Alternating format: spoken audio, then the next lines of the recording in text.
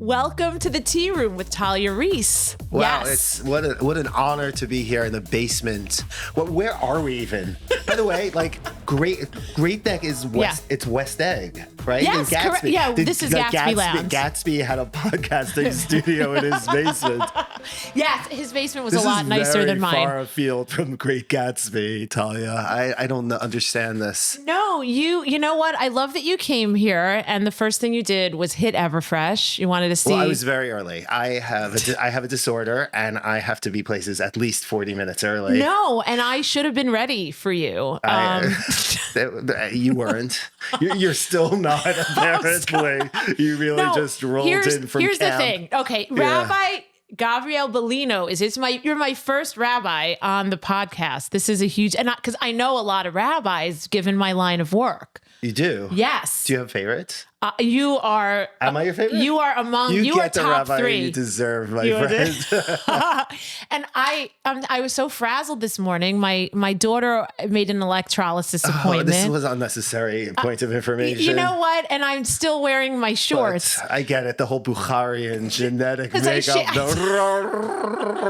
I shaved my legs this morning, and if I wear a lot of talk of hair right now. If I cover it, I'll get itchy. I don't want to be scratching. Ew. So that's I know. So I'd rather repulse you than cover it up. Success. It's good, right? You've done it. You've done it again. This is not a Shomer Nagia podcast, but I appreciate an Orthodox rabbi. This is true. This is modern, true. Very modern. I'm averting my eyes, Talia Reese. And what beautiful eyes. Look how blue this rabbi's eyes are. Thank you. This will be my most appropriate rabbi podcast. By the way, you know that. When did we meet? Do you know? Wait a second. It has to do with my eyes, actually. Wait a second. You were a creeper. I don't have a clear moment in my mind of when. Do you? I do. I remember. Oh, please tell me. You were a page at NBC. Stop it. And I was going to see a live taping of Conan, and you gave me a tour. And you said, "Hey," and you creepily said, "Hey, Blue Eyes, you want to meet Al Roker?" Stop it! Oh, you're messing with me. No, I thought I really gave you a studio tour. An ill-fitting blazer, and you said, "You want, hey, Blue Eyes, you want to meet Al Roker?" I would never have said that. I don't want to meet Al Roker. I'm like, you want to meet Matt Lauer? I'm like, I don't want to meet anyone. Also, everyone on the Today Show is already home. They're already home. They have to get up very, at 4 very a.m. That's why I never worked for the Today Show. Yeah, so we met when you were a page, and I said, come on. I said, I think you should go to law school. I gave you amazing advice. Yes. I said the people at Paul Weiss, they need another bankruptcy lawyer. And see, I know so much about you. That's amazing. I said, because I predicted it. I told you, Talia Reese, I'm a prophet. I know. The Navi, right? Wow. Yeah. Good for you. Thank you. Balshuva knowledge. Wow. Look at you. Yeah. You're doing great. Thank you. You're doing great. It means so much. I mean, thanks for putting on a skirt. It's the summer. I understand. By the way, it's so hot in this basement. It is very warm here, even though heat rises. It makes no sense. It makes no sense. I have a it hot should be basement. Cool. Hot basement. You have a Talia Reese hot basement. But I keep the walls white. It's also the walls are very sterile in here. It's very. That's on the agenda. We're not allowed to make hostage jokes anymore. But if we were, we'd have also this plant. This is not live. This is not real. This is from Target. You bought a plastic plant. I did. I have a decorator. She told me to get one. But we're going to be putting signage and comedy photos. It's not ready yet. Yeah, this is like you're going to put my photo? You're in my first 10. You know what? We should be taking photos of me with each guest to hang up. A Rebbe picture of me? Wow. Do you wear tzitzit, Rabbi? Yeah. Do you have it on right now? I don't see it. Yeah. Oh, is it like hiding in the four corner tucks? Don't worry. Tuck it back, Don't you worry.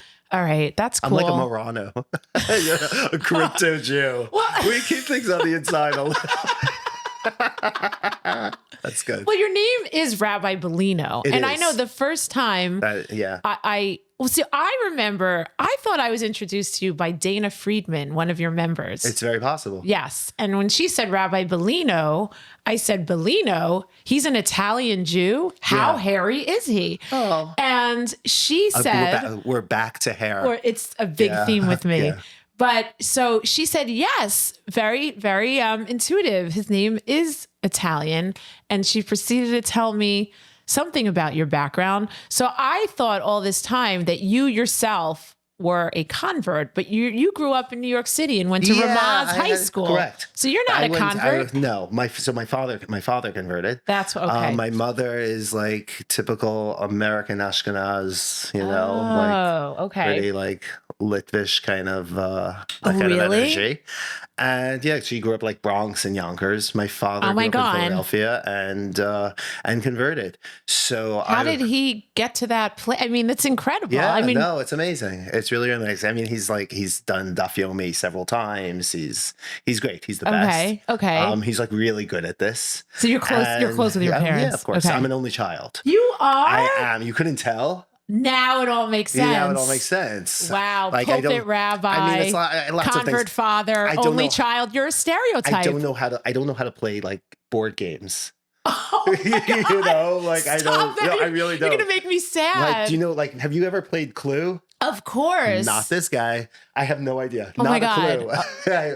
We have to have a Shabbos together and just play board games all day. I grew up playing games. It would never happen. I can play backgammon if I run around to the other side of the table. Oh my God, that is so sad. And I win every time. Do you play chess? Not well. Checkers? I know. So you just didn't get into games. I never got into these things. Wow. So you didn't waste your life. It's like a waste of life, though. I don't know. Maybe it's life skills. You want to know what's so pathetic? I grew up playing Boggle on Shabbos because we weren't like religious. That's the one game where you're writing. Yeah. I've actually never played that because that's both a game and it's like you can't do it on Shabbat. Right, so like, exactly. Yeah, of course. So like we didn't know. We were traditional, but that's because of that. That's my favorite game. I love Boggle. Really? It's so fun. Boggle and Scrabble. I love. That's nice. But I like words. So I don't know how to do. I don't play. I know how to play Scrabble. I mean, yeah, I'm not. Scrabble's easy. I grew up in Manhattan. I went to an Orthodox city kid. I went to an Orthodox shul. You did? What was your shul growing up? It was called the Young Israel Fifth Avenue, and I ended up. Never heard of it. I ended up like becoming the rabbi of that shul. No, sort of. Yeah, it's just like a crazy. Natural rabbi. So I grew up with a shul a block away, and we went to that shul. I went to Ramaz the whole way through. Wow. I did. I went to Camp Ramah, which is conservative. Wait a second. Yeah. So how did that? Wait, Billy, is his mouth close enough to the mic? Is he okay? Yeah, he's great. Okay. Billy, I have Billy's approval. Because I'm like. Well, you tend to do these things. And you're kind of like this. I'm very, yeah. Just doing a quick check-in. I need to romance the mic first. We need to get to know each other. Anyway, yeah. So I went to Camp Ramah, which is also because like Manhattan Orthodoxy is a little bit different than suburban Orthodoxy. Gee, I wonder why. Because on Yontif, you see people shooting up heroin on the street. Yeah, of course. I mean, that's going to affect you. Half my shul. No, but like it's different. It's a different vibe. It's a little bit less in just like totally immersed. Okay. Oh, really? We're there's a little bit more chill. Right. And I wanted to I don't know, it would like Orthodox or conventional Orthodoxy was scary to me, even though I went to an Orthodox school and an Orthodox shul. But so Ramaz was it? Also, we were a little bit more chill than those like people from, I don't know, Long Island or like Teaneck. Really? Yeah, I've heard from like for example Miriam, who's the head of Eshel. I know she went to Ramaz. I don't know if you were there. I have no idea if the same, so. But she had described it as a pressure cooker high school. It is, or at least it was. The funny thing is, my daughter starts on Tuesday. No way. She went somewhere else for elementary and middle school. Heschel? But then just kidding. No, we also live in Teaneck, so she went to like a Teaneck school. Oh, okay. But she didn't really like the other schools, and SAR is a great school. That's where my son went. If I could, yeah. And it's a great school, no complaints. If I had another kid, I'd try SAR. But I think she wanted to like chart her own course and be a little bit different. So she's going to my alma mater, which is weird to go into your old high school and like everything is so small now, and my locker combination still works, which is weird, which is strange. Yeah, I remember it. Like that's why you actually remember it. I'm not going to say Spectrum, but I remember it. 48, 22, 10. Of course, I don't forget things. See, so my daughter, the only one that I had that went to the same school as me, my oldest daughter went to the same elementary school that and so being that I'm very frum now, but I grew up very secular. I'm smiling because I'm wearing shorts, but no, You're very frum. I'm very frum. By the way, I'm wearing this t-shirt today because my Denny's video just dropped. I did a Denny's collab for all the back to school fashion. Cherries and bows are still in, people. So I got to wear my cherries and bows before they go out of style for the winter, summer. Thanks for this coffee mug. There's no tea in the tea So room. you didn't want tea. I offered coffee. You offered coffee. Yeah, but you preferred your own energy drink. I didn't trust your coffee. Brought his own drink. You told me I was early, and you told me to go to Dunkin Donuts. Oh my God. Okay, so I'm not drinking coffee in your home. That's not. Who do you think I am? A cop? Who goes to Dunkin Donuts? And I'm standing. Also, Dunkin Donuts sponsor the tea time. I'm dying because I'm like, oh, it's a rabbi. He's going to love a kosher Dunkin' Donuts. Meanwhile, you live in Teaneck. I haven't had a donut since Tough Shin Lamed Zion. I haven't had a donut in years. Wait, so you don't eat meat? No. You don't eat donuts? No. What kind of a rabbi are you? I told you, I'm very bad at my job. I don't, Wait, seriously though. Okay, so you're the rabbi. This is... Anyway, so here's the story. I went to Ramaz. Okay, so we'll stick with this. I did a gap year in Israel. Oh, you did? I went to Shalavim in Israel. Okay. Then I went to Brandeis University. Yes, then that I know. Worked for a little bit. I was trying to decide if I wanted to be a lawyer or if I wanted to be a therapist. So in that field though. I rabbi thing felt like both a little bit. Sure. I like the philosophy of law more than actual law, and I hear that. And I like working with people, talking to people, sort of, or at least I used to. So so that felt like a good thing.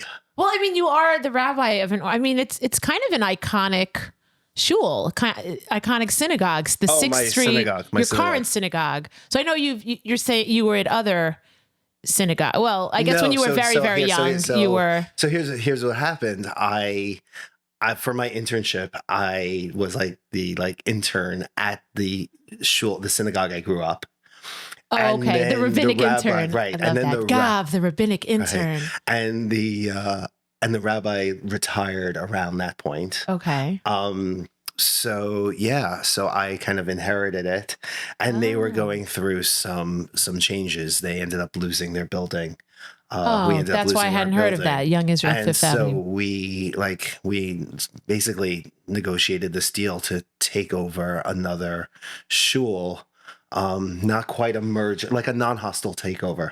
Okay. Which was interesting because you're now absorbing certain cultural elements of a new place, which has been functioning in its own way. Oh, sure. And that was a little bit tense and difficult and required a lot of work.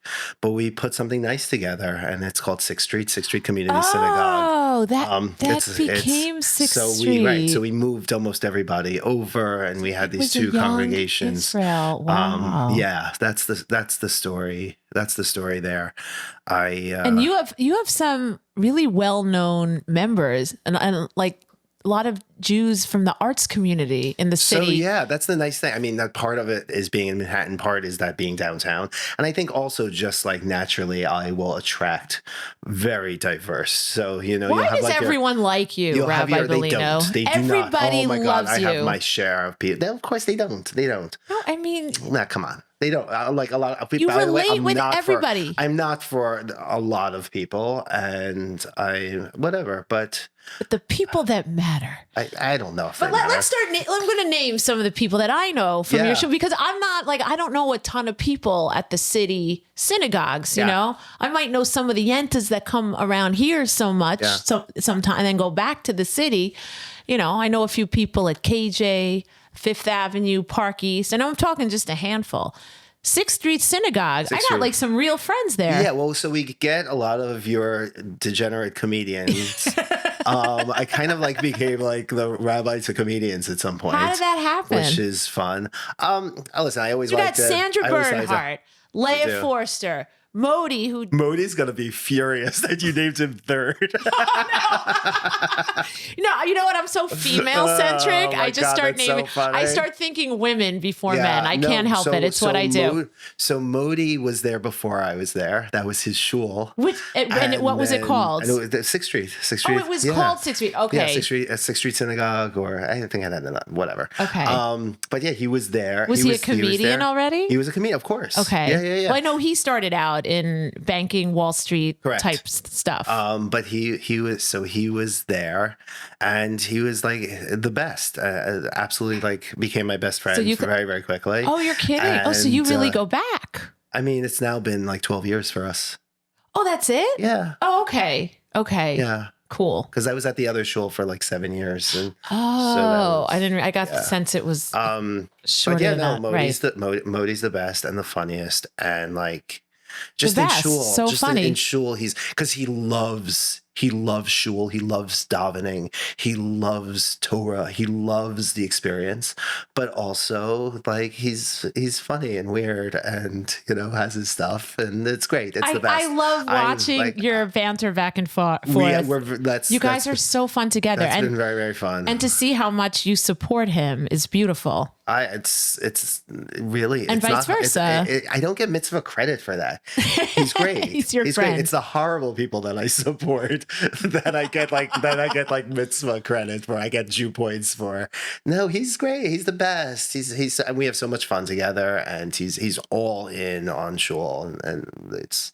But what I think is so beautiful. So it's an Orthodox synagogue. You have a mechitza. Yes. You have some members very even mechitza. The mechitza also has like a funny story to it.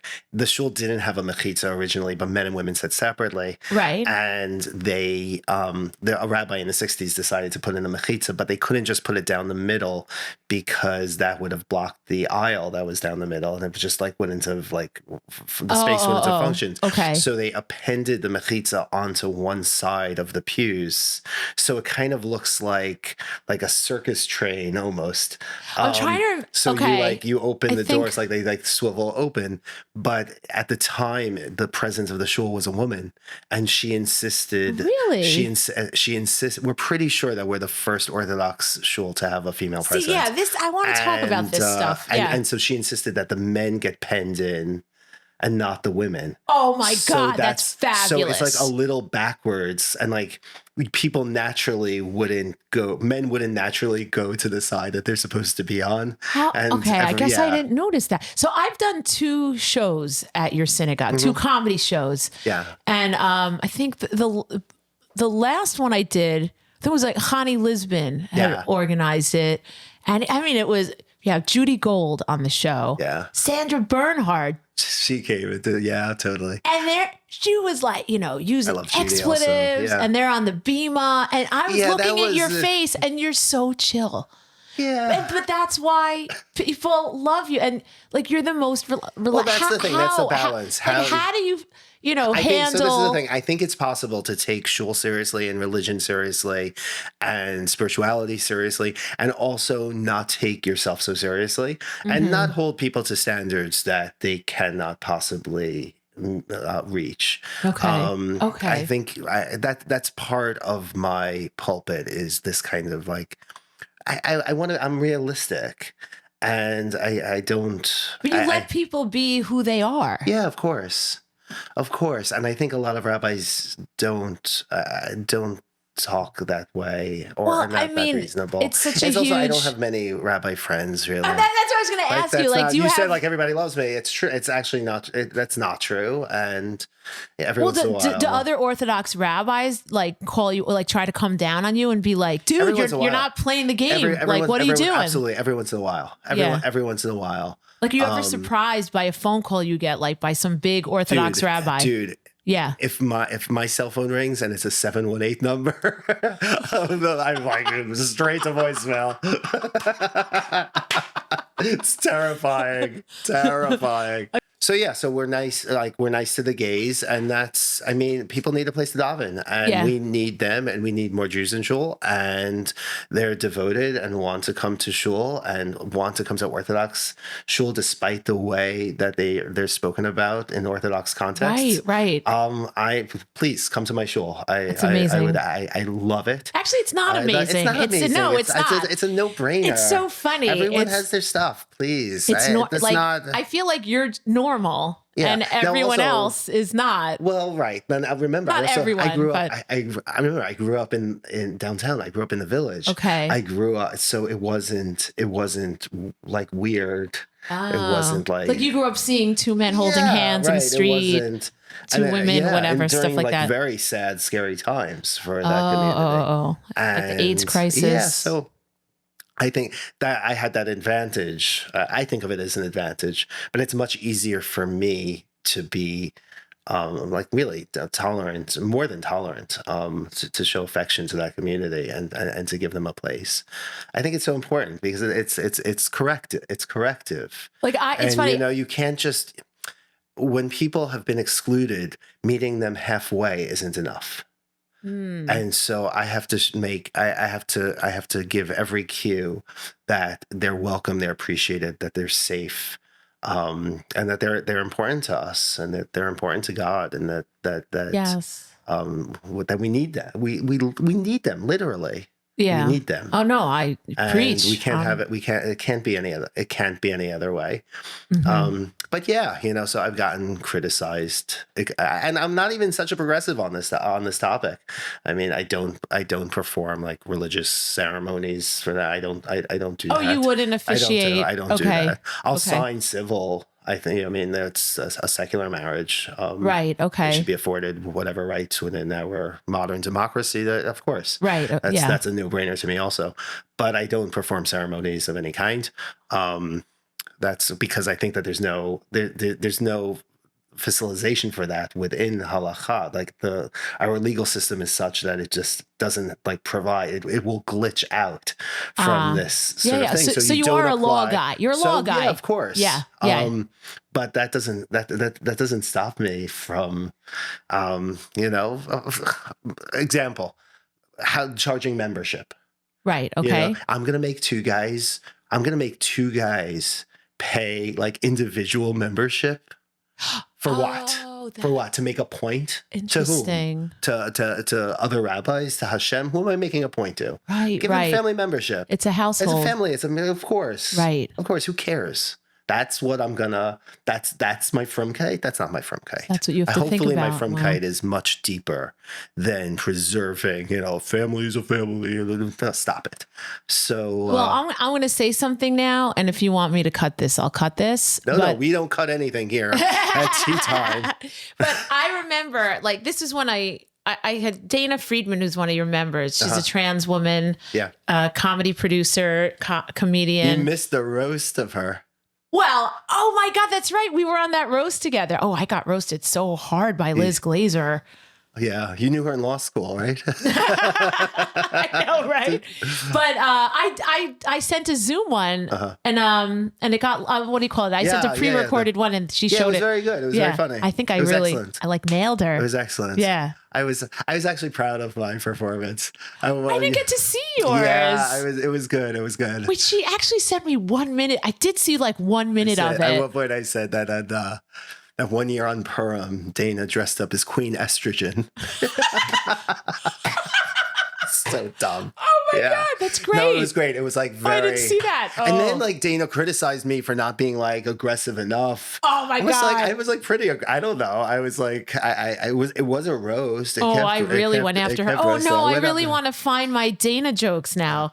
Oh my God. Oh, we can compare jokes. Wait, I have to. Oh, do I have them in my notes here? Wait, sorry. This I have to find. Shit, I forgot. I had such good ones. I had a good Dana joke. I said, she's not only a trans woman, she's an Orthodox Jewish woman, and her shadel is coming out of her nose and ears. I remember that. I said it a little better than that. Oh my God. So funny. I was like, can I really do that? Yeah, I know. It was a little awkward for all of us. Here it is. Really. Oh my God. How do you roast a bisexual transgender comedian?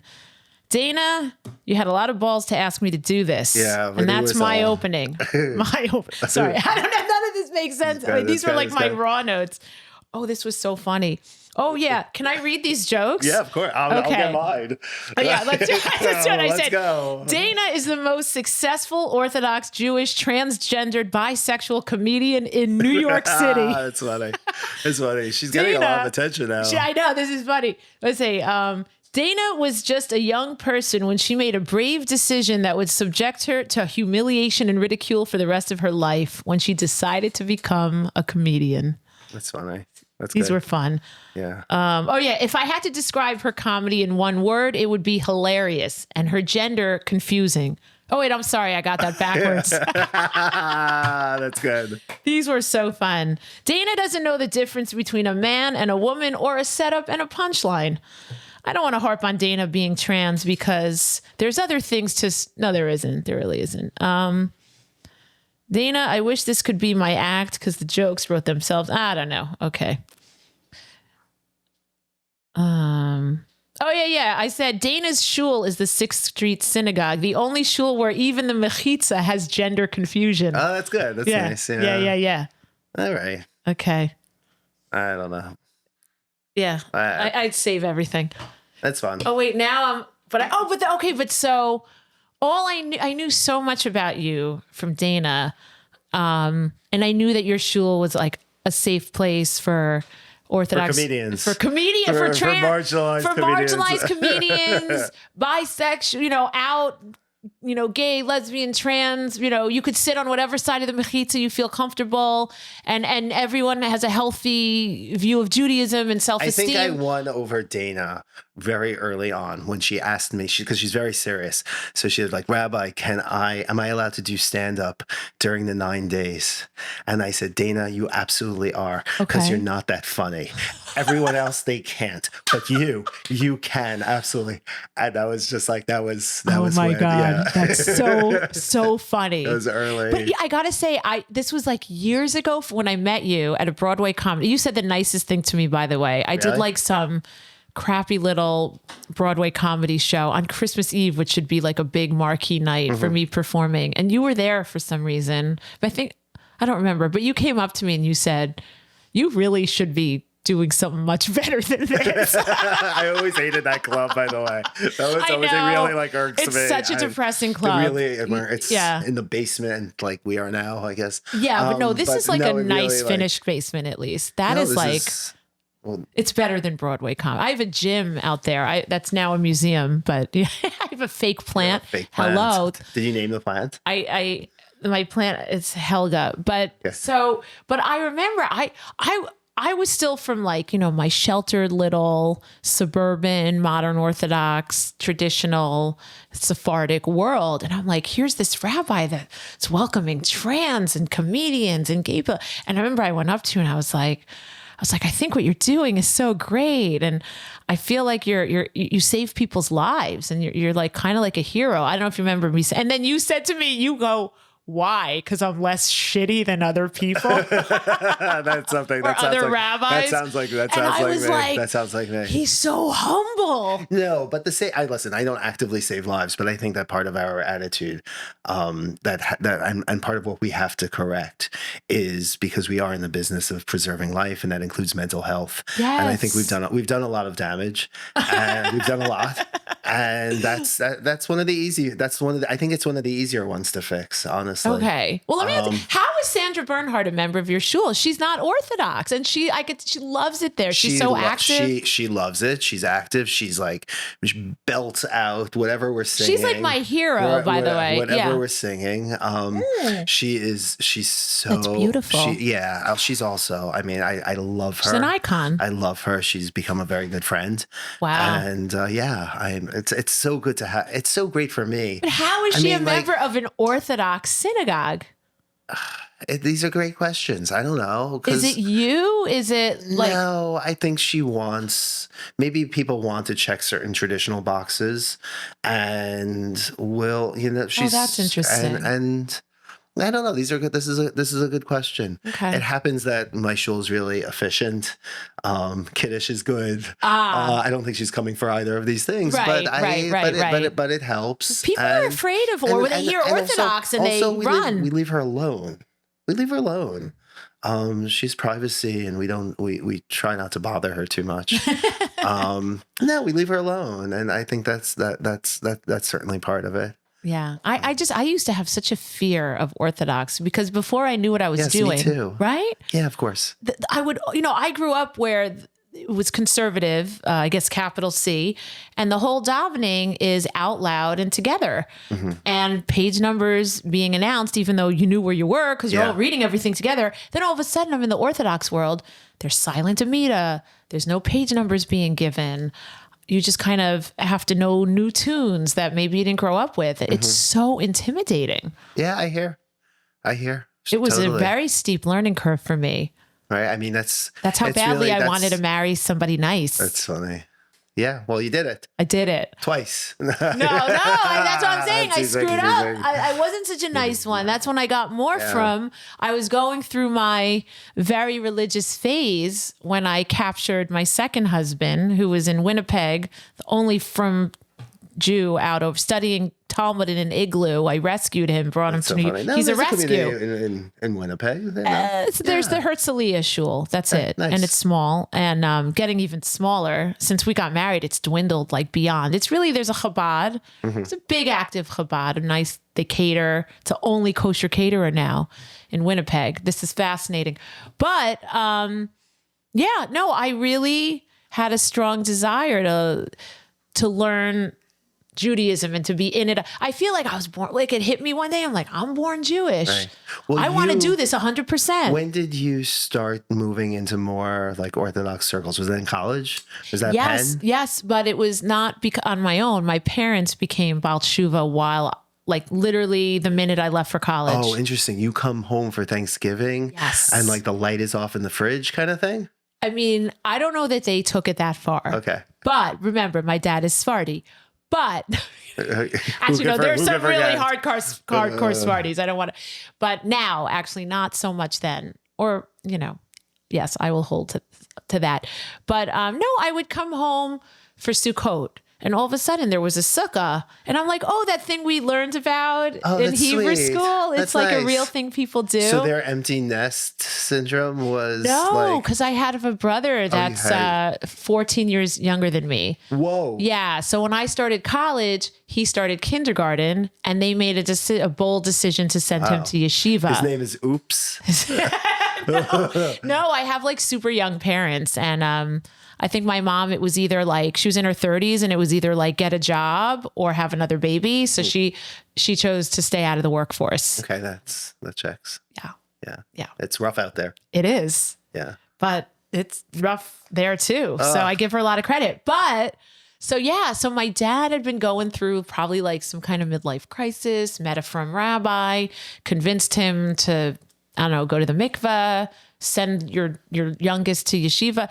So the funny thing is, my youngest brother who went to North Shore Hebrew Academy, it is yeshiva. I know people. No, sure. I know. It's so funny. People love to make fun of Great Neck, but he married both of my brothers. So I have my older brother and me. We went to public school. We both married from Jews. You grew up in Great Neck. Yes, I grew up here as well. So this is not the Abrahamic journey for you. It's like we're the same, right? Like yes, you're still in the city. Same place. I know. We stayed close to the nest. We should really see the world, man. I know. That's what I'm saying. Like, but for me, meeting a rabbi like you is so like, because I didn't grow up Orthodox where, your teacher is the rabbi, your headmaster, the principal. It's like, oh, and you call him Shmuel and rabbi. Like, I grew up with this. I have no idea what you're talking about. No, I'm like, I think when you grow up and there's so many rabbis in your life, they're people. Like for me, a rabbi was always like a pedagogue. Oh, interesting. That might just have been you as a kid. I don't know. Really? I don't know. I mean, I don't know. So like to meet a rabbi like you, who is like kind of like this man of the people, call me Gav. This is like, was like so dramatic for me to see that and beautiful. Yeah. Yeah. That's all. All right. I appreciate that. Yeah. I'm a very sheltered girl. It's not easy. It's not easy. It's not easy out there. It's not easy in these like difficult times.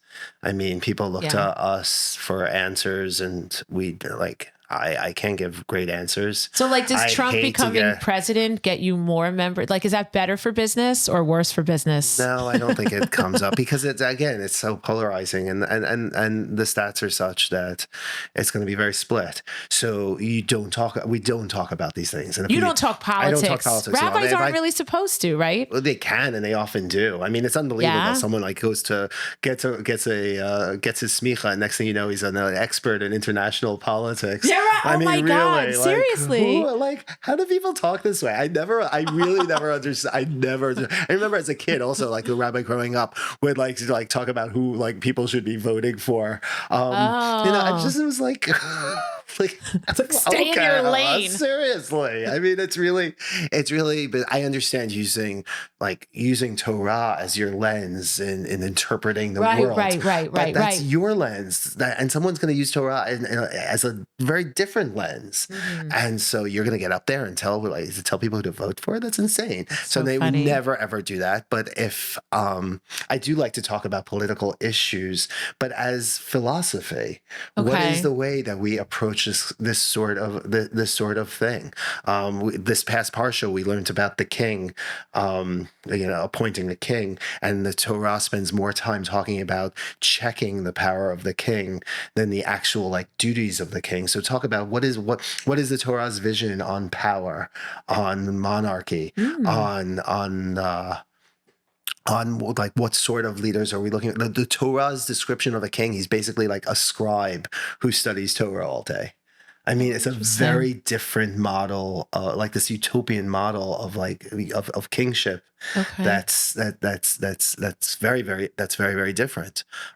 So I'll approach political issues, that's very fun because now we're in philosophy class, really. And you get to bridge two worlds. Correct. Right. Yeah. Which is that's also my thing. Okay. I like to study. I'll use academic scholarship often in evaluating texts, and I like to contextualize. I like to contextually study within their own periods. So for something like Pirkei Avot, I teach Pirkei Avot in a Greco-Roman context. And how these teachings are very similar to the writings of Greek philosophers.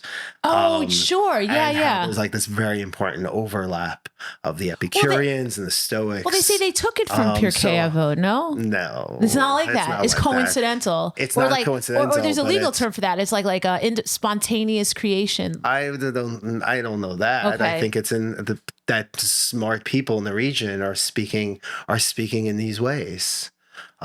So it's not just that in Jews brought... When it talks about Avot early on, it talks about that you do mitzvot, not for the reward or the wages, but you should do it for the right reasons, for intrinsic value, and that's called disinterested piety, and it's all over Stoic literature. That you're not doing things because you're going to benefit, but you're doing things because of their intrinsic value.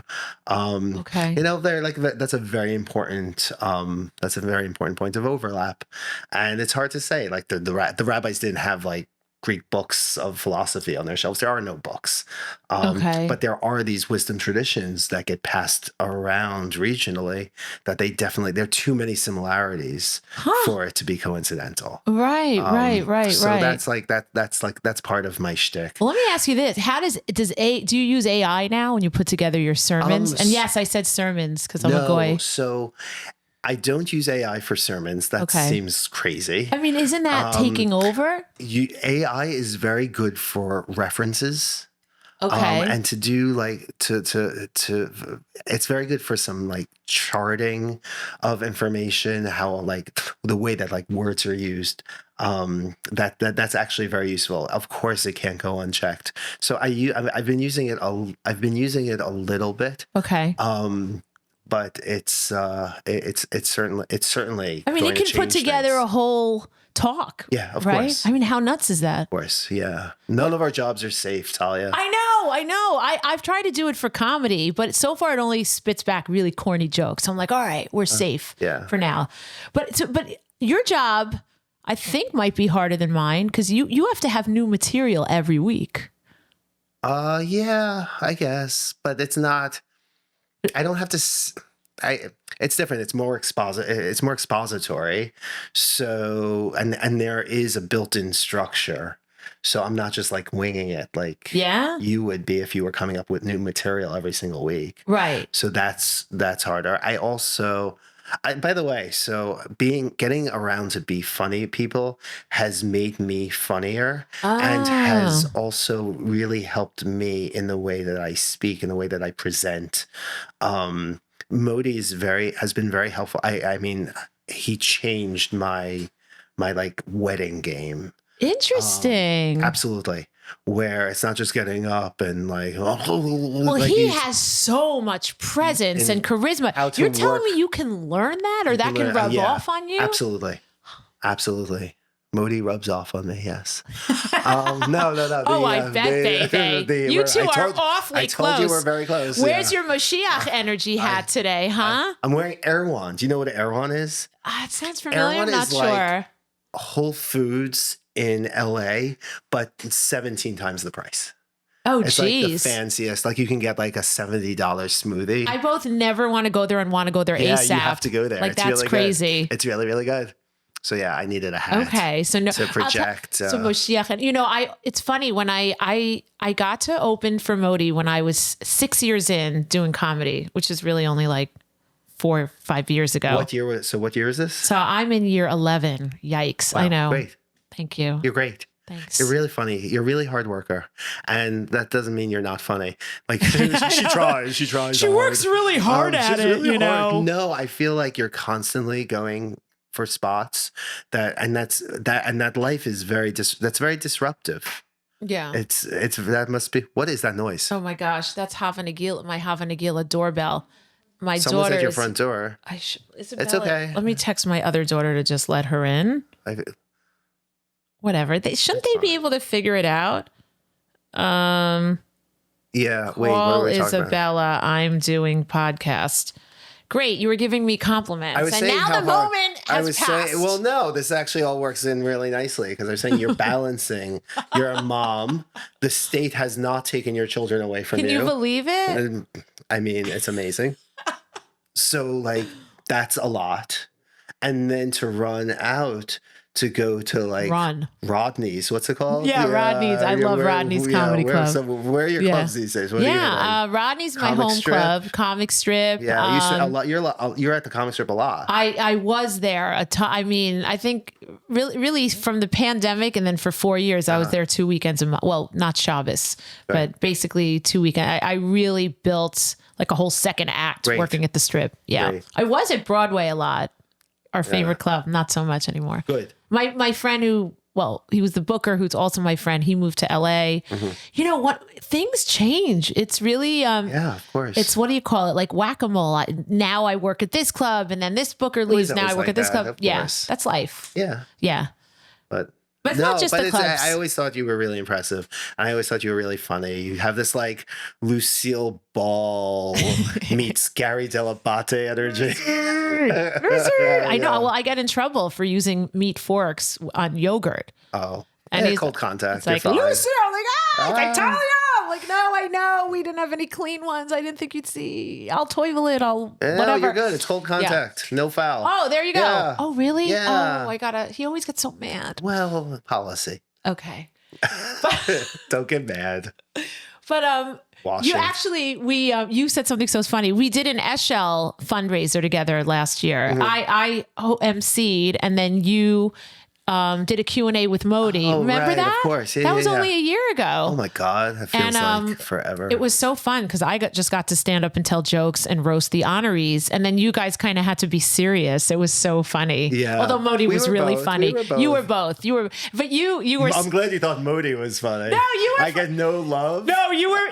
But you had to you had a job. Like you really had to keep it going and stick to the, keep it moving, had the questions. But you were so funny because you kind of had to acknowledge me because like I finished and then you started. So you were like, Talia. What'd I say? You go, Talia. I was like, you were like, I just want you to know, I want everyone to know, Talia is my favorite. And I thought you were going to say like female comedian. You go, Talia is my favorite female, half Bukharian, New York-based comedian. Yeah, I'm such a jerk. I had to.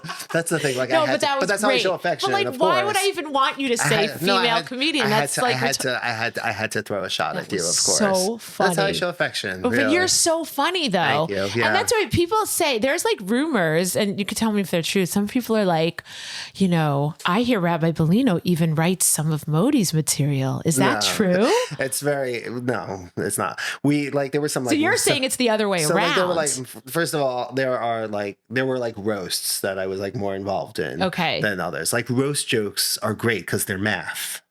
Like they're like very mathematical. I hear what you're saying. They're very mathematical. Like, and there's a built-in inversions and right. So like that's one way to look at it. So that can argue that, but sure. That I'm very good at. Okay. And that was good fun. But no, like I have like a couple little things here and there. But like but like no, this is him, and he is also like he's such a good performer. Oh my God! And the way that he sells his material is so strong, and that's such a part of it. That's a good thing for anybody to learn. It's why I can't do this. I could never sell a joke like you guys sell jokes. Yeah, of course. You know what? It's funny. It took me a few years in to really think of it that way. And you know who helped me with that? Actually, Caroline Ray. Oh yeah. I had opened for her. I was like 3 years in. I was so lucky to even be on a stage with her. And she said to me, she was like, "You're funny. I can tell you're funny. And your jokes are really well written." She's like, "But it's like something missing here." Yeah. And then she put her finger on it. She's like, "You need to deliver it with more urgency." She didn't say sell it, right? But she said, that's what it was the same about, idea. Yeah. She said, "I want you," she's like, "Don't change a thing about your jokes, but tell it to me like you're telling everything to your best friend with so much urgency, like the way you would when you call your friend." And that really changed the way I started to approach what I was doing. I think that's very, very wise. And then I would notice that about comedians like Modi. That's the difference. There are a lot of funny people out there. I'm definitely one of those people. Yeah. Oh, come on. You're so funny. But to sell it his text, and deliver sell it and deliver it. And to get that physical reaction in and out with the crowd. And and also that you're working the crowd. And again, I try to taking them on a journey in the way that I speak publicly. But it's very, very hard. You have a very hard job. Yeah. And being funny isn't enough. It's nowhere near enough. Yeah. And there's so many other things. The way that you prompt, the way that you stress words over other words. Yeah. You have to have that sense. I mean, like you said, a lot of it can be learned, but I feel, for me, a lot of this is it's always been me. Yeah. Like liking to twist and shock, and I'm a word person, and I like to get to the punchline faster if I can. I don't like to waste time getting there. Right. But I have great advisors. One of them is Olga. Oh my God. Who's really my favorite. I just had her on the podcast. She was the one that said you got to have Rabbi Gav. It's so funny. Yeah. And I was like, duh. She's so demented. Yeah. And it's just like my favorite. I should have you both together next time. She she really helped me. I had a half Syrian wedding a few years ago. Oh, okay. And I went in with my and I prepared like jokes, and I like being jokey at a wedding because it allows me to then. You mean under the chuppah? Under the chuppah. Oh, so people love that. People want comic relief so badly. They're so boring. Yes. And the rabbis are all so dry. Yes. And if you get jokey, then that excuses you to be sweet, and it also excuses you to be smart. Okay. And so you can explain the process, and you can explain halakha, and you can also say nice things about. People will listen to you speak about the couple in a meaningful way. Well, you'll have their attention more. You get them in. They want to know the next thing I'm going to say. Right, so right. I was all prepared for this Syrian wedding. Okay. So and Olga is Syrian, just to be clear here. And I did my thing, and I did not have this audience. I did not have this crowd at all. And I could hear like little murmurs and like little rumblings of like who even is this guy? Oh no! What? And I realized I went into it Woody Allen, and they were Ashkenaz. And they were expecting Kevin Hart. Okay. They were like, it was like a very different. It was a very different energy. But you learned that, okay? Did you pivot? Were you able to pivot? No, not at the time. And I did my thing, and it was loving, and it was fine, but it was not like my best work. And then like the sibling got married, also a Syrian wedding, and I like talked it out with Olga, and she was like such a great advice, and I went right in, and I was like dropping Syrian slang, and I was like, and I had them in the bottom line. I crushed it. Oh, but like, that's so satisfying. These to have funny people in my life is such a blessing. I'm just curious. Tell me one of the lines that crushed, if you can remember. I just did a big Syrian show. Oh, really? Yeah. So I went in. It's interesting because as an outsider, to that community, you don't want to denigrate. You don't want to put them. Right. You don't want to pretend to be them. You want to be complimentary and show that you know like their stuff, but like also as in preserve yourself as an outsider, right? To do otherwise would be offensive. Okay, sure. Well said, by the way. Which is interesting. I love that community. I know, me too. It's like I really want to. I want to be them. I had the best time with them. Yeah. So I went in like right off the gate. Like I introduced myself. I said like I had the Sixth Street Community Synagogue. It's Ashkenaz with a twist. The twist is that the rabbi wishes he were SY. Oh, cute. And that is not funny. There's nothing funny about that. But it must have shocked them. But it brought everybody in. Okay. And and then like I use some slang, and then next thing you know, I'm like talking about the price of challah in Uri's Manhattan versus Uri's Brooklyn. Okay. And like we're talking like under the chuppah. Hilarious. And that was like really great. And it was I know none of this will sound funny to any of you. It sounds like, oh, he bombed again. No, I like the SY reference. That's cute. This was great. And that was Olga, like, it's great to have funny friends. Yeah. I'm really, really blessed to have like interesting, creative friends that like inspire me and help I understand where you're coming from more now. Yeah, that's my deal. So I'm always like, Rabbi, why are all the comedians gravitating towards it? I mean, you are really funny. We are the comedian shul. We are the shul for comedians. I mean, you and I go back and forth, and our texts are. Dude, we used to have a thing. I laugh out loud hard out of nowhere. And people are like, what are you doing? Remember that phase we went to when we were trying to predict what the cover of the Post would be every day? After Madonna? Yeah. Oh my God. So funny. You were so mad at me because I nailed it first. And then it became the cover what I said. I said Bacterial Girl. That was so funny. And then it was the cover the next morning. You won that one. Yes. But you won something else. I don't remember. I have no memory of what it was. Oh gosh. But we did that for a few weeks. We need to get back on that. It's just like a great exercise. Yeah. Yes. Right? Like it's. But again, back to like Scrabble, Voggle, get like being a word. That's so funny. I love wordplay. But we do like our shul does have like last Yom Kippur I counted like 17 working stand-ups in shul. Get out. Yeah. Well, wait, can should we name names? Jared Fried had Shut up, he was there? Neila. Yeah, it was really weird. Jared Fried came for Neila. No, he came called Nidre. Oh, I was going to say, did he just come a day late? Like, no, he came called Nidre. He came called Nidre. And he like posted about us. Like, he's like, these guys sure know how to daven. Like, it was that is sweet. So cute. It was really sweet. Oh my God, I didn't see that. It's great.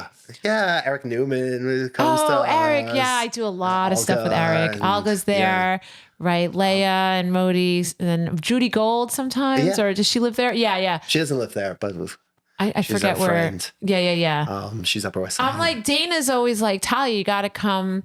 I almost came Purim, and then I just couldn't leave. Once I'm an empty nester, which will be soon, I'm going to check out your Purim. Sounds so fun. Yeah, it depends on the year, really. We used to be crazy.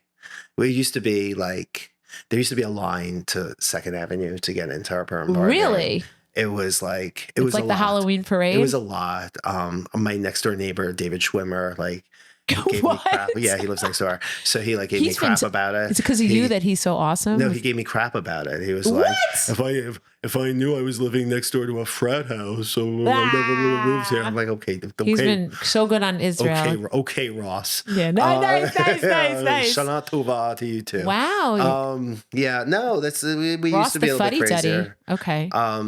But Dana sends me flyers and I see like some of your events and dinners and things you're doing. And it's very creative. You're creative and fun. That's the thing. I don't know. I'm tired of I'm tired of like conventional shul, and I try to make things more interesting and try and show people that we don't take ourselves too seriously, and that they're gonna feel welcome, that they're gonna be amused, and it's gonna be like safe and happy and interesting. I used to like to I think that the shul sometimes functions as like, sometimes it feels like grad school. When I'm teaching, it's very grad school. And then sometimes it's like a fraternity party or sorority party. Oh, okay. It's like a little wild and a little weird. That's fun. Sometimes it feels a little bit Karbach shul. Like I take out the guitar sometimes. And get out. But not for very long. Okay. We'll do Havdalah with a guitar, and that's cute. nice. That's like fun. That is nice. 5 minutes of singing, and then everybody go home. Right. We're not like spending. Do you have a chazan? We don't. Okay. We don't. We hire one for the. I was going to ask you for the holidays. For the holidays, we have someone great. Who comes in? His name is Meir Shapiro. Okay. He was or is like a Maccabite. Oh, fun! But can I tell you, he is the nicest guy. He is like, he has a beautiful voice. He picks good tunes in good keys. He takes directions. He's careful about timing. It doesn't take forever. It's not I love him already. It's great. It's really, really great. There's a lot of trash out there. It's and he's also like, he feels like one of us because he lived downtown, so it feels like it's not just that we're like outsourcing to a total stranger. Right, and it's been years okay. that he's been coming to us for a few years, and we all love him. We love him. Like Modi loves him. Right, you have Modi as a chazan. Yeah, so he hasn't been davening for us. He's busy. No, he's he'll like on Shabbat. But he's around, he'll be in town. I would think Yom Kippur. I think he's like Rosh Hashanah, Yom Kippur. He's happy to sit and listen and daven and do his thing, and he loves him. Meir is great, and I can't do this. I can't do this without him. I can't believe it's coming up. I cannot believe the chagim. I know, are coming up. It's so, life moves so quickly. I have so many comedy my mother posts. says, this is so clever. I don't know if she made this up. I don't know. She might have ripped it off from somewhere. The cicada bugs. But she life is like toilet paper. Okay. When it's full, it moves very slowly, but as it starts to deplete, it moves very, very fast. Oh my God. Which is like this existential like. Okay, the hair I just shaved on my legs all just stood up and came back. Right? That's genius. Isn't that so smart? Did she? I don't know if she made it up. I feel like that must have been some old Yiddish shtetl expression translated. Hey Siri, is my mom ripping off a Modi line? No, I don't know. That's like, I feel like that's like a shtetl Yiddish. That could have been a Yiddish Did they have idiom. toilet paper in the shtetl? Actually, that's a good question. I don't think they use chickens. No. They use leaves. Probably. Newspaper? Oh, newspaper. I think newspaper, right? As long as you don't use receipts, because those have the chemicals on side. I know, I'm kidding. I'm being anachronistic. Did you catch the humor? They used their iPhones. Yeah, exactly. When they were podcasting in the shtetl. Wait, so I started to say about Modi. So I was opening for Modi 5 years in the Catskills. And he was already like a big star up there. And I was placed with him, and nobody knew there was another comedian on the show. But this booker, Arnold Graham, he was like, "All right, let's see this pairing." And so it was hard. They really just wanted to see Modi. That was the first time I ever experienced opening someone where nobody cared about the opening act and they just wanted to see the guy they came. Cause it's Motzei Shabbos. It was like 11 o'clock at night and it was like, who's this chick? So I had to fight for every laugh. It was such a hard gig. And I remember afterwards, Modi was so nice. He was like, I like this one. I like that one. But when I saw him, I worked with him at Stand Up New York, I would say a year or two after that. And I never forgot this because it meant so much to me. I got off stage and then I saw him afterwards and he goes, "You got funnier." It's also like the venue it makes it harder for the opening act. But that was it. Okay. It makes it much harder. In a theater where like that's more primed for the comedy night, and you're expecting an opener, and the shows start earlier, and people also like have a better sense of how comedy works. So you're saying the openers have people fun. Are more open to then the other people who are not Modi, I think. Oh, I see. Right, like it's you go into it and you're just to them they don't know comedy, they know Modi, right? And so anyone you could have been Louis. You could have been Louis, and you still would have been the guy opening for Modi. Like, wow, you're so nice. The obstacle to where I wanted to be. I was an obstacle. You were an obstacle. So I was fighting for every laugh. You're fighting for every laugh. That doesn't. It wasn't fun. And they're all like finding their seats still. And they were seated. They were ready. It was hard. Yeah. That was probably the hard, like one, when I think back to that was one of the hardest gigs. And then I had a gig in Fire Island at a bar where nobody knew there was a comedy show. And they kept shushing everyone saying, the show's starting now. Yeah. And they just talked through everybody. But apparently that's common. Like that happens a lot when you're working with certain bookers. So you just have to know who to avoid. But again, these were like very early on. These are the stuff that give you the koyach, I think so. And also help you enjoy what you get, as you get better. Yeah. Yeah. No, but you're right. At a theater show, and when you want to see more people on the ticket, you feel you're getting more money's worth. Yes and no, but I think it's just they come to expect it.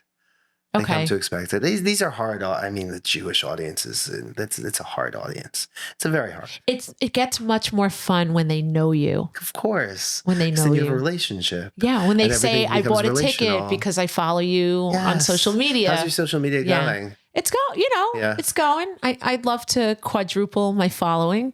Okay. But I feel like the followers that I have they're into it. People say things to me, whether it's online or in person. So I really enjoy it. Do you have any trolls? Oh yeah. Yeah. Oh yeah. Oh yeah. It's weird. Real. It can. Does it get to you or no? I look. Most people that reach out they're like smart Jews, and they tell me interesting things or good observation. Like Jews are really smart. You just get some weird, there's some weird ones or, any stalkers, but I've made friends. Okay. Like I've actually made friends. Like, remember my grandmother passed away recently, and I had a couple of, like fans of mine that live in Connecticut actually, looked up and saw the announcement in my great next shul and like came to my house. No, I enjoy it. What are you working on now? I'm working on, I have a show. I'm doing a stand-up show as part of the New York Comedy Festival. Great. Kosher style. Great. So I'm kind of tightening up a lot of what I have and then putting some new stuff together for that. How long is that? 45. Great. Yeah, because I'm going to have opening acts. Great. And I think that'll be a lot of fun. Okay. But I got stuff. I'm going to Orlando right after the holidays. I'm doing so I have a daughter with celiac, so I got involved doing comedy about gluten-free comedy. So they're flying me down there to be part of this documentary, and I'm doing a whole gluten-free set. Okay. Can I get more? Everything I do is niche. It's either Jewish, modern, Orthodox, but now I'm getting in the, but entertainment is so fractured today, you know? So I think like anything about me that is, I guess, unique or different, I just like lean into it. And now I met these gluten-free people. So I'm like, hey, let's do it. That's a very militant bunch, those gluten-free I know. advocates. And they've got a sense of humor. They never get full. That's the problem. Yeah. So what about you? I want to let me hear like a joke, a premise that you're working on. Oh gosh. What's in your head these days? One of the, actually, this won't fly for this documentary, but comparing gluten-free to kashrut, I am reading labels I cannot get out of a supermarket with the amount of label. It has to be kosher, but it has to be a certain level of. My husband, it can't be tablet K, it can't be triangle, but now it has to be gluten-free. And but if it doesn't say gluten-free, I have to read all. This is why Goyim are so relaxed, right? They could just like go into a store and buy something. I know. with reckless abandon. I'm so jealous of Gentile. You know when I realized what it's like to be a Gentile? I'll never forget. You know how when you go to carnivals, you know how like when you go funnel cakes, they're usually kosher. If you ask them for the bag, there's usually an OU on a funnel cake. Yeah, I've never had a funnel cake. What? Yeah. By the way, that's a fun game to play on our next podcast. Foods I've never tried. I've never had. I've never had a milkshake. Are you dairy intolerant? No, I don't know. It's just like too indulgent. I've never had a milkshake. Isn't that weird? That is really weird. Yeah. I'm not. Anyway, go on. Funnel cake. Like you lost me on that. Because I know you're also a vegan. I'm not vegan. Or not vegetarian. Yeah. Okay. So is your wife cool with that? Because she has to do all the Shabbos cooking and all that. My wife doesn't cook. Oh, okay. Yeah, I'm the cook. What? Yeah. Oh my God. Yeah. Every once in a while she tries to do something, but like it just blows up the kitchen. Yeah. What does she do? She's a lawyer. Oh, you're married to a lawyer. Yeah. Oh gosh. Okay. She used to be a comedian. Yeah, right. We're married. We didn't tell you. No. So I'm at this carnival. She went to Cardozo also. Really? Yeah. When did you graduate Cardozo? When she did. Okay, fine. Yeah. So it was after the 2000s, let's put it that way. Okay, yeah. So she was probably around the same time. Oh, really? You might have overlapped. What's her maiden name? Robinson? No. No. Goy? No. Kidding. I wish. So, yeah. So I asked this Gentile woman running the funnel cake booth, I said, can you do me a favor and check? And I just need to know if your funnel cakes are kosher, if they have the kosher symbol. She looked so perplexed and she said, kosher salt? And that's when I realized that was her only reference to kosher, to anything like Jewish in that way. Yeah. Like seeing something in a supermarket that said kosher salt, like that's the only, and I was like, imagine if that was my brain, if that was all I had in there. So I take something else from it. I picture like asking if the funnel cake is kosher as the first stop of the Holocaust. like that's how it started. Like there was in the shtetl, they're like, is this funnel cake kosher? Wait, isn't that like Modi's joke with the elevator? Oh, okay. Yeah, they're so freaking annoying, these people. Yeah. Well, that's like, no, I'll tell you what I think is the second step. It's like they're pretending to not be. Maybe they're like pretending not to be Jewish. Like, yeah, that's right. We're going to go to the festival with everybody else. And then they have their orange Glottmark bags. So is the funnel cake kosher? And they're like, get them. You did. I'll tell you what's even, if that's the first step, here's the second step. Hit me. When I was pregnant, we went into Mimi maternity and they very kindly offer orange juice to every pregnant woman that walks in, high in folic acid. We crave it. Super sweet. So I remember I walked in, they gave me orange juice. It was on, I was like, thank you so much. I drank it. And two Fermi girls walked in right after me, offered them orange juice. Is this kosher? Oh my God. I was like, they're not doing anyone a favor. Second step. All right, so you're working on gluten-free comedy. That's in your head, and how it intersects with kashrut. I may add that to my. But like things that are like banging around in your brain? You know what I did last night? Ideas? Yeah. For the first time, I talked about mikvah to a general Saturday night comedy club audience, and it killed. And I'm like, I can do this now. Wow, that's great. It was like a non-Jewish crowd. It was a secular crowd. Yeah. It was. I'm sure you've already seen this. Because I learned how to explain it enough. Here's the thing. Comedy, the secret of comedy is being an outsider. That's what makes everything funny. Okay. That you're looking at something from the outside. So you can take your content that they are the outsiders and then like bring them into it. And that's very effective. I mean, that's what Modi does that all the time, right? That's a big part of his routine. It's a big part of his routine. That the audience is the outsider to his life? Correct. It's the other way around usually. And now you're bringing them in. Okay. But think about it, right? Like, what if you're the fat guy on stage? You're the outsider. You're like, I'm so fat, I can't walk past a buffet, right? But this is a flip, what you're saying. Well, I mean, everything's relative. Outside to inside, inside to outside. But here you're taking the people that don't know this thing, you're bringing them in, and they get to experience it through you.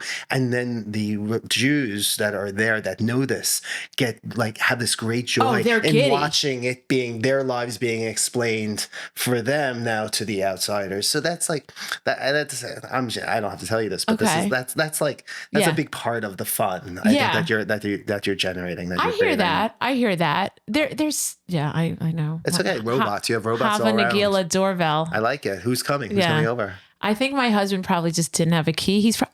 I wonder if he's back in time to meet you. Does he want to come on the podcast? Oh, no. I don't know that he's here. All right. I'd like him to be here to meet you. I would love to meet him. I know. He's busy with a gun in a synagogue right now. I would not like to meet him. Wait, did you have to beef up your security? Yeah, we have security. Yeah. Is that it's like these guns? Man. You got the guns. No, we have security with guns. Hey, that's security. funny. We have security. Yeah. There's I think I saw on Instagram somewhere the shirtless rabbi. Ew. It's so funny. Ew. I know. It's That's his thing? Yeah. Is that necessary? Everyone's got a thing. Everyone needs a thing. I don't have a thing. I have too many things. I'm gluten-free. I'm Orthodox. I'm gluten-free and kosher. I'm the it's a rabbi lot. You tolerate. That's my new handle. You're the on Instagram. Tolerable. You're gonna flip it. You're the rabbi they tolerate and the rabbi that tolerates everyone. Oh, that's very sweet. Right? Look at that. Yeah, Are you sweating yet? It's so hot here. It's warm in here. No, I'm okay. Yeah. Okay. Okay. I thought of a premise for a joke. Okay. I went to take a photo on my phone. Yeah. And when it's like in selfie mode, that automatically comes up. Yeah. So you're going to take a picture of like a beautiful landscape, and then you just see your own like fat, stupid face, like way too close to the phone. Yes. And you're just like disgusted. You're disgusted with yourself. Like why didn't I even need to take this picture? I didn't even need this picture of another mountain. So look at my fat face in the camera. So I think that's probably when like you're doing coke on a mirror. Yeah, you're doing coke on a mirror. Like the 80s version. Right? And you're leaning into this mirror and you're going for the coke, but all you see is your like horrible nostrils. Big, ugly, and like fat all nostrils. Too close. Oh my God. Oh, I love that. And then you're just like self-loathing. It's the same kind of self-loathing. I don't know how to turn that into a joke, but that's the premise. That's what we're working on right now. That's thinking like a comedian. But seriously, I just want to thank you so much for coming. I hope maybe some of this is airable. I hope this is good. I think a lot of it is airable. Okay. Yeah. All right. You are bearable, you are like shareable. Such an entertaining rabbi. It is. That is not shocking, a compliment. Shocking to the conscience. Those guys set the bar really low for me. Wow. Let me tell you, Great Neck has some really fun congregational rabbis. Yeah. So thank you so much. Great Neck is a great community. No, it is. It is. Yeah. And I'm glad you got to see the supermarket because I wasn't ready yet. I did go to the supermarket. And then there was a place called the Meat Maven. Yes, that's kosher. I didn't go in. I don't eat meat. Yeah. Gross. There's a Cholent bar now. We're like so frummy. Oh, you don't God, like, what you don't happened like to Great Neck? Yeah. Where is Shtetl? F. Scott Fitzgerald is rolling over in his grave. Could you imagine? If Zelda Fitzgerald went in to meet me? She'd be like, get them. Step 4. Yeah. So she wasn't really known for her emotional maturity. No. Wow. You're so literate. I'm just going along like, yeah, I've read The Great Gatsby. No, I have. I don't remember anything. Worth reading. I'll read it again. Should. West Egg, baby. All right. Cheers. We'll see you next time in the tea room. Next time you'll come back, we'll be with Olga. Celsius in the tea room. Yay.